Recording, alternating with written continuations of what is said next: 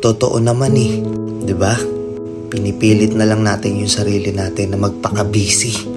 Pinipilit na lang natin na malibang tayo sa ibang bagay para makonvince mo yung sarili mo na okay ka lang kahit hindi ka naman talaga okay. 'Di ba? Alam ko 'yan. Basa na kita. Nililibang mo yung sarili mo para hindi mo na maalala yung mga bagay na nagpapalungkot sa'yo. Kasi every time na mag-isa ka na lang, every time na wala ka nang ginagawa, naaalala mo yung mga bagay na ayaw mo nang maalala.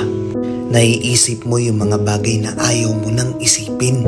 Kaya pinipilit mo na lang magpaka-busy. Huwag na tayong maglokohan dito. Alam ko hindi ka okay ngayon. Alam ko maraming bumabagabag sa'yo. Pero kahit anong mangyari, naniniwala ako na kung ano man yung bigat na dinadala mo, malalampasan mo yan. Parte lang yan ng buhay.